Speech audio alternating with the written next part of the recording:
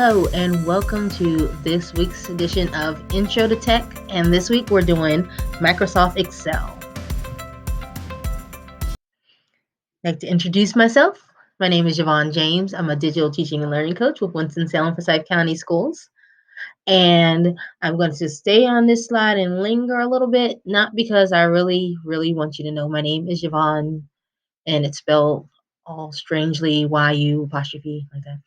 And that my email address is ypjames, but more because right down there in the corner, we have that bit.ly that gets you to this presentation, bit.ly/Excel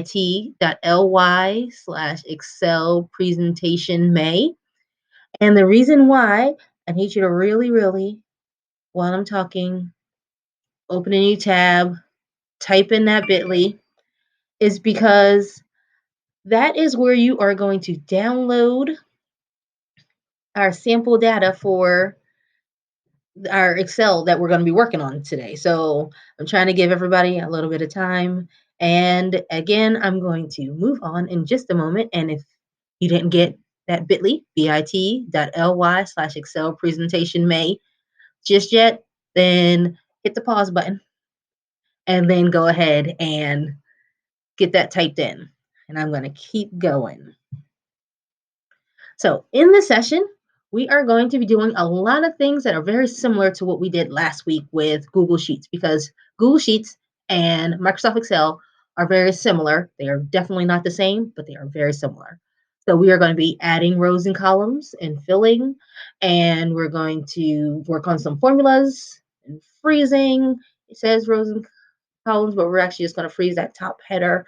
Definitely sort data because that's something that's done a lot. And one of the big things that Excel does that Sheets does not do is you can actually password protect your sheet for encrypting it in email and stuff like that. So we will be doing that closer to the end. Again, bit.ly, bit.ly/Excel presentation May. And hopefully you have it, because now we're going to click on this link for sample data. And I'm going to click on it and it's going to open it up in Google, but I am going, because I'm a Google person. I'm getting more and more into Excel, into Microsoft, but really I'm a Google person. And I want you to download the sample data. So I clicked on the download button up here. And now it's down here in my tray. You can see I've done it a couple of times showing people how to do it, and also from presentations earlier this week. And now that I have it there, I'm going to click on it to open it up. All right. So through the magic of media, you guys didn't have to watch it actually loading. It probably took a few moments when you clicked on it. So if it's still taking some time, go ahead and hit the pause button and get right back with us whenever yours is loaded. But mine is loaded now. So the first thing I'm going to do is it opens in protected view because you downloaded something to your computer. I promise you, I am not trying to do a virus or anything on your computer. Notice I clicked on the link too. I downloaded it. And so I'm going to click enable editing. And now I'm able to do some things. The very first thing that I'm going to do is I noticed that this is, if you were here last week, this is the same data that we worked with last week. The columns in Excel are more narrow than the columns in Sheets.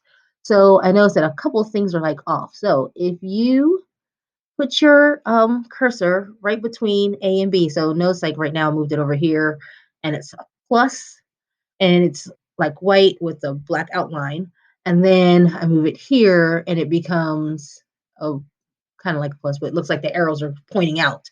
And I'm going to double click right on between that A and B, and it made my column wide enough so that my data could be displayed. And that's why I had those hashtags there before.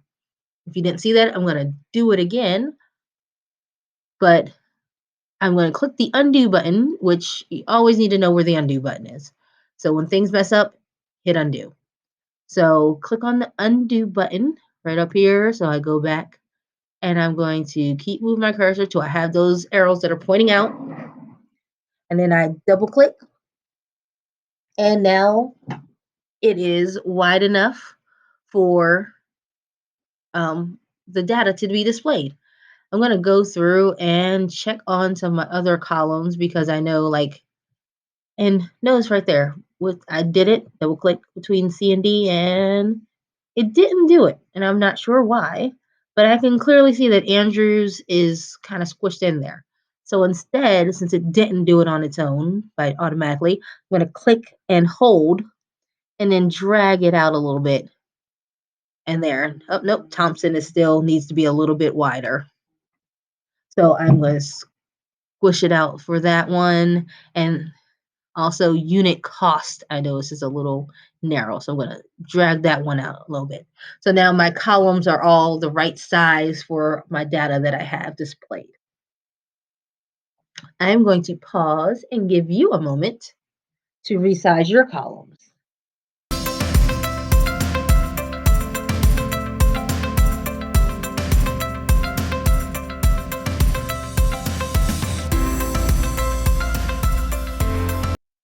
Okay, so the next thing that we're going to do is we're going to insert a column. To insert a column, I am going to click on column B, right? So I have column B and I click on the kind of like on the letter B. And notice how like when I got that down arrow, I know I'm about to highlight that whole column. So I click on column B, then I right click, and then I say insert. And now I have a column to the left, and this column is going to actually rename paid. So I'm going to type paid in the column. And then we're going to do another brief pause so that you can go over to your sheet, to your spreadsheet, and insert a paid column.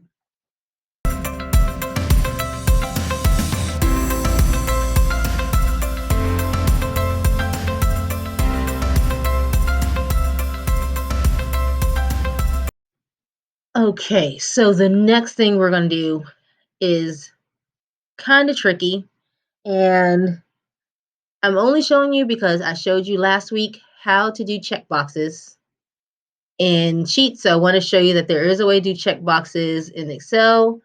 You're going to find that it is not nearly as user-friendly as it was in Sheets.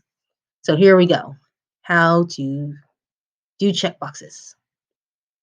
So I'm going to right click on any of these tabs up here, like up here in this green bar somewhere, home, insert, page layout, somewhere up there.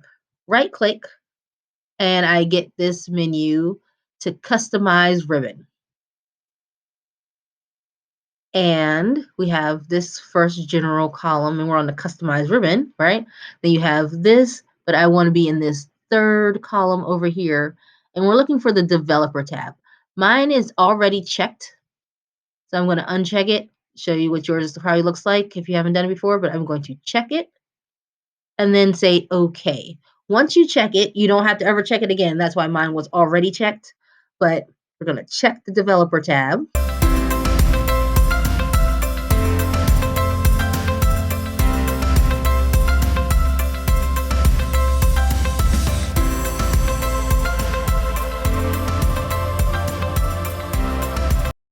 Okay, so now that we have the developer tab up here with home, insert, page layout, etc., developer tab.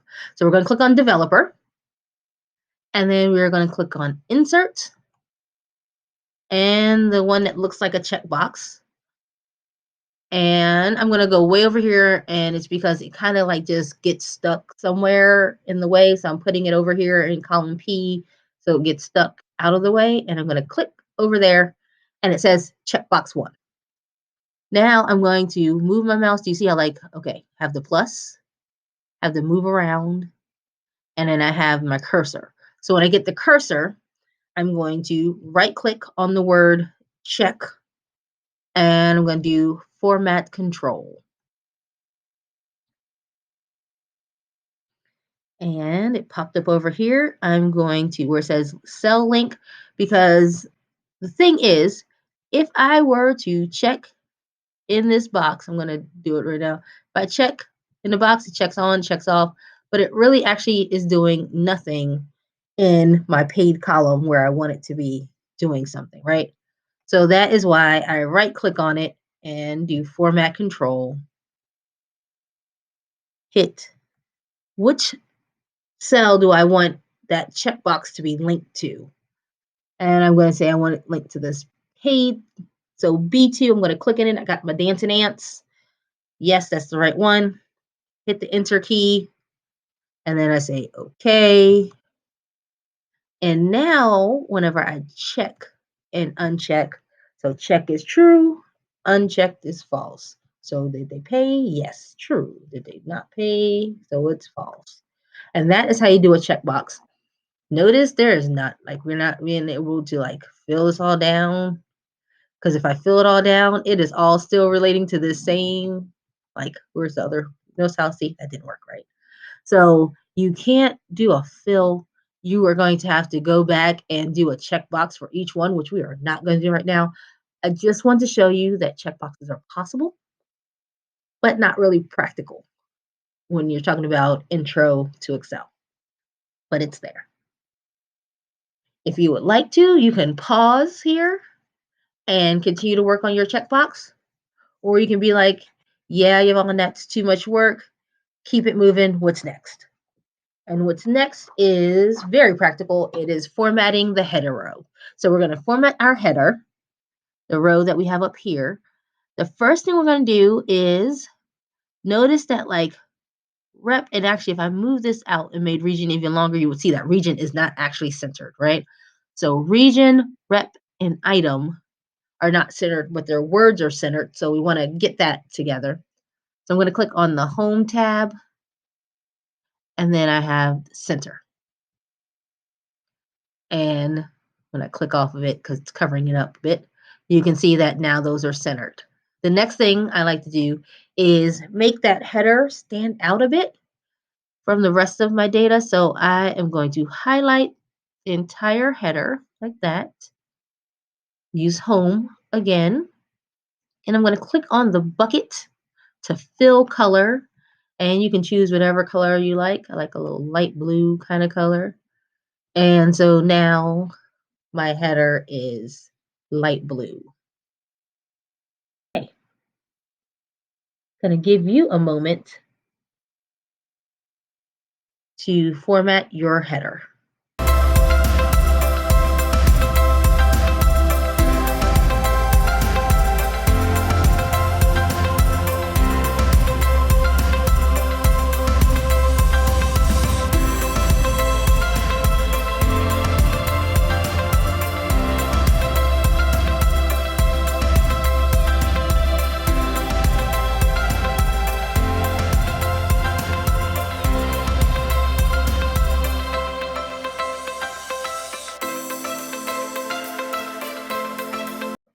Great. The next thing we're going to do is insert a row.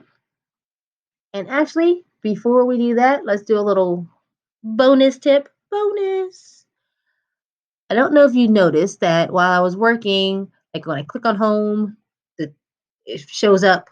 And then when I click down here, it disappears.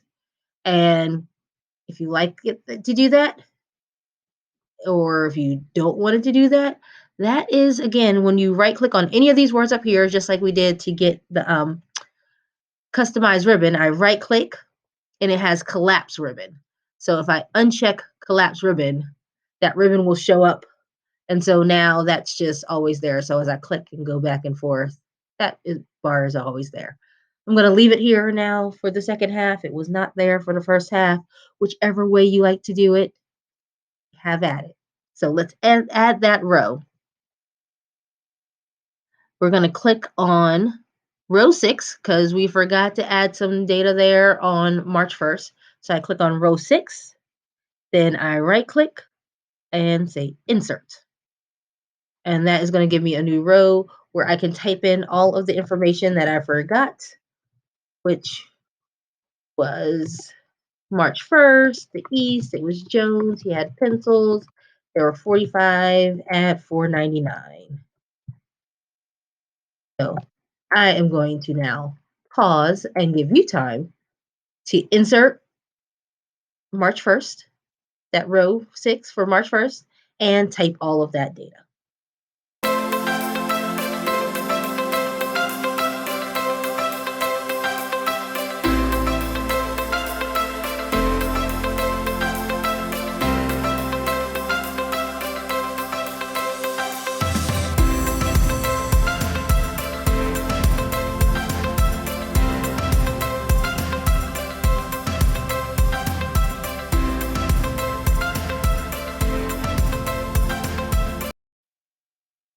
Guess what time it is? Time for formulas. Here we go.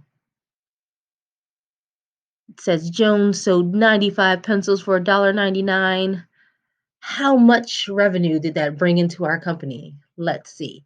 We're going to click in H2, and then I am on the home tab where I usually hang out. As you can see, a lot of stuff is on home tab. We are going to check out some of the other ones, but there's a lot on home.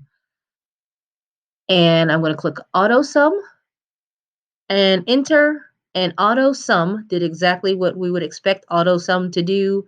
It added 95 at $1.99 and came up with 96.99. Not exactly the math I wanted, but it did some math. I'm going to click back on H2, put my cursor right before like the G, right? So it's blinking there right before G. I'm going to hit the backspace key on my keyboard and then shift in the number 8 to get an asterisk. And now you can see now it's not summing, it's telling me it's doing something else. So it's now multiplying those two. And it gave me a total that is kind of right. And the reason why I say it like that is because if I make this row a little bit wider, see, it will round it up and it'll keep rounding it up. It'll be easier for it to see like over here with this $1.99. If I make it smaller, when I run out of room, it's going to just make it into a 2. You see, because it'll just round it to however much space you can see. So you want to make sure you have your columns wide enough to really see all the numbers because it'll just round your numbers. I'm going to give you a moment to do your formula.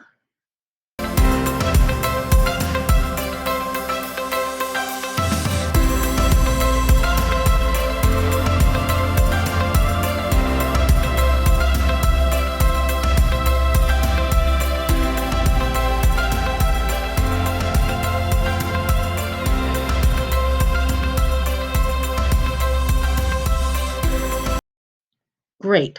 Did you create your formula and stretch your column? Hopefully we got that accomplished. Next thing we're going to do is not type that over and over again. We're going to fill. So I clicked in cell H2 and now my box has a little square in the lower right hand corner. So I have my plus, it have the black plus right there. And when I have it like that, I'm going to click and drag and fill all of these. And now it did all the math for all those. And I don't have to do the formula over and over again. So I'm going to give you a quick moment to go back to yours and fill that column.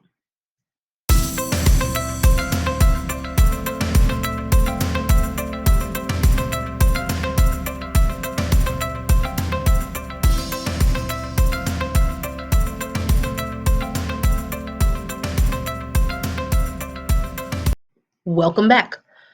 Next, something that happens a lot in Excel and Sheets, we're going to sort some data. So the very first thing we do, we start off with, just like before, a Control A. Control A is select all. You notice that my screen, when I do that, gets all kind of gray. Control A to let me know that I've selected everything. And now we are going to leave our home tab and go to the data tab. So click on data and then the sort button. And it already has checked that my data has header, so I don't have to check that. And I'm going to say sort by item. So I want to group all the binders together and all the pins together. And then I say OK. And there we go. Now all my binders together, desk, etc. So take a moment and sort your data.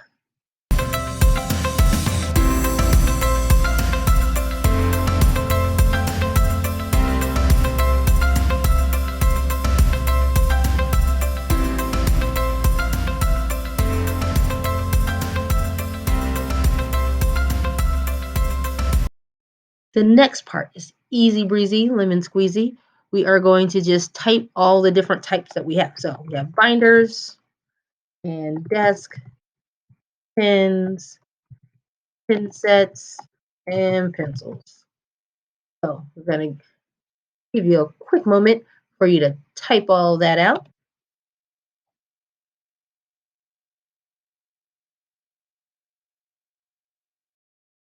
Now, as you can probably guess, what we're going to do is sum up how many binders, how much revenue we bought in binders and desk and pins and pin sets.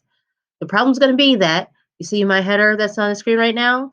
When I start scrolling down, I lose my header. And a lot of times you don't want to lose your header when you scroll down. So what we do in Excel to not lose our header is click on View, Freeze Panes, Freeze Top Row. And you see how it gave me that little, like it did a little pop and there was a line under there. And now as I scroll, I don't lose my top row. So that is something that you can do with that.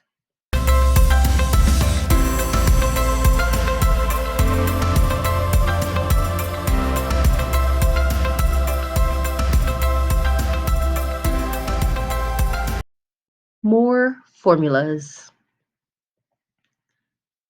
Sum up the binders. Heading back to home because that's where I like to hang out. But I'm going to throw a little wrench in it.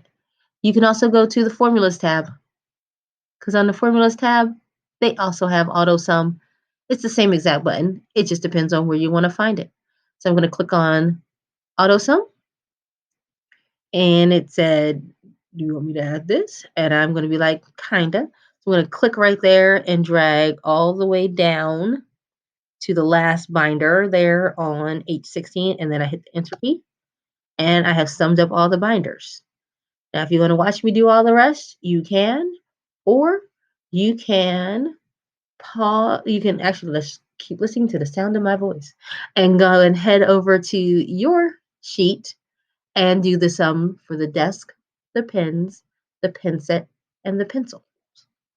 So here we go.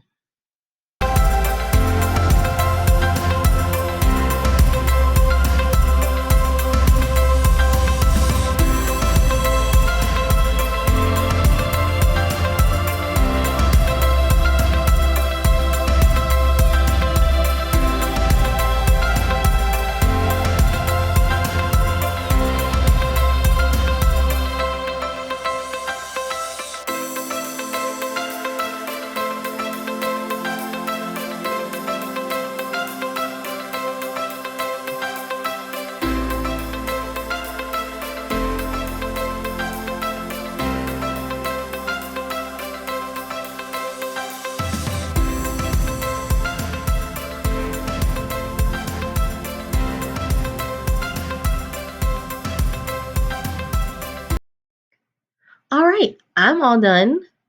If you're not done, that is perfectly fine. Hit the pause button and then unpause me when you're ready to password protect your sheet. Here we go with password protection. So you have this data and it is top secret. Maybe it has student numbers and student data on it and parent phone numbers and that kind of thing. And your teammate says, can you email that to me? Because I need that information too. And you're like, are we allowed to send that? This is a really good way to send it because you can password protect it. So you would tell your teammate the password because you don't want to send the password in the same email with the file, but you would tell your teammate the password and then you would follow these steps to password protect your file. We're going to go up to File and we want to be on Info. If you don't see Info, maybe when you clicked on File, it went to New or Save or one of these other tabs, right? So we want to be on File, Info, and we're going to click Protect Workbook. And next we're going to say Encrypt with Password. They had this disclaimer underneath that I'm going to say to you because you also need to know it. Your password is not saved anywhere, like except for in this file, right? So if you forget your password, this file will just be locked. That's what happens. It's just locked forever until you remember the password. So make sure you know what password goes with which spreadsheet. For this example, especially if you're going to be turning this in so that you can get credit next school year, I'm going to make the password 12345 6. That's a horrible password that you should never use in real circumstances. But for this one, use if you're going to be turning it in, use 1, 2, 3, 4, 5, 6 so that I know what the password is. If you're not turning it in, make up whatever you like. And then I'm going to say okay. It's going to ask me to retype it to make sure I typed what I thought I typed. So I'm typing it again, and then I say okay. And then you see the block turn yellow is like this is a password. It says a password is required to open this workbook. So when I close the file, which I'm going to do now, and it wants me to save it because I did make changes just now. I added a password and a whole lot of other changes. When I reopen it, it's going to require me to have a password. So I went back to Excel and I'm going to click on sample data 6 because that's the one I was working on today. And it says this is password protected. What is the password? I type in my password and I say okay. And bam, I have my file. So now, if you want to have a record that you were here or you're planning on turning this in so you can get credit next school year for having learned how to use Excel spreadsheets, can you please either you can go to the bit.ly, because I love a bit.ly, bit.ly/my Excel spreadsheet, and it'll ask for your email address, your name, and to upload your spreadsheet. This time is an upload, not a link, because remember it was a file that we downloaded. I'm actually going to demo that. So it's going to ask me to type in,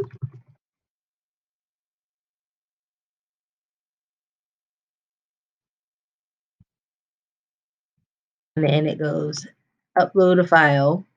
I'm going to look on my device. Lots of times my downloads go to my downloads. It was called sample data. So you just start just typing it in to make it come up. There we go, sample data 6. And then I open and upload. And now I'm ready to submit. So that's the steps you would do if you would like to turn that in for credit or for attendance, to say that you were here and let me know that you were here. I like to know. Um, and next Monday is a holiday. So I will not be back doing one on next Monday. So I will not have another one uploaded on Wednesday. The next time I'll be doing a workshop is on June 1st. We'll be doing Microsoft Word. If you are signed up for that one, hopefully I'll see you there. And if not, again, Wednesday, I will be posting the video so you can maybe watch it on Wednesday. But that was a lot. And as you know, the video is on the PowerSchool Learning page. It's also on my YouTube channel. And if you have the slides, there are GIFs that show you all the steps over and over again. But that is not to deter you from sending me an email. Like if you're stuck on something, just send me an email, ypjames@wsfcs.k12.nc.us, and I look forward to seeing you next week. Bye.